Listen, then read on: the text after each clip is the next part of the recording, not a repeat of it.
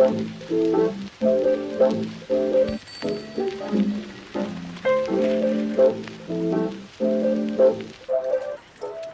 of the first stage was a part of SpaceX's reusable launch system development program, which was announced in 2011. The first successful landing and recovery of the first stage took place in the year 2015. The stage was reused in March of the same year and once again in June of 2017. The reusable launch system development program was a project to develop new technologies for orbital launch vehicles so that they can be reused multiple times, just like an aircraft. Just to give you a brief idea about the cost of space exploration, this is the launch vehicle of the infamous Apollo mission, the Saturn V. This was used to take the astronauts into a parking orbit around the Earth, and this is the capsule that returns back to the Earth at the end of the mission. The remaining parts are either dumped into the ocean or they burn up in the atmosphere. Try another situation like this. Imagine you're traveling in an aircraft.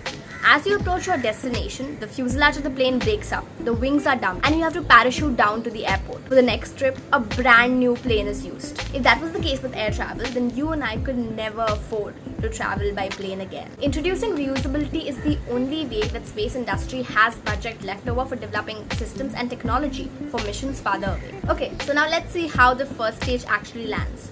The clip that I'm showing you is from the launch of a Falcon 9 on May 1st, 2017. SpaceX makes use of grid fins, nitrogen thrusters, and the rocket engine itself for a propulsive landing. Once the first stage separates from the second stage, it performs a flip maneuver using cold nitrogen gas thrusters so that it points backwards. Then it's time for the boost back burn. The Falcon 9 ignites 3 of its 10 Merlin engines to achieve proper trajectory towards the Earth. This is followed immediately by deployment of the grid fin. The grid fin manipulates the direction of the stage's lift during its re-entry. As it passes through denser layers of the atmosphere, the first stage performs a re-entry burn where it once again ignites 3 of its Merlins at an altitude of 60 kilometers to slow itself down. The grid fins are used to steer stage 1 so as to ensure location accuracy. At about 2 kilometers of altitude with around 20 to 30 seconds remaining, the Falcon 9 ignites 1 or 2 Merlin engines to perform the landing burn.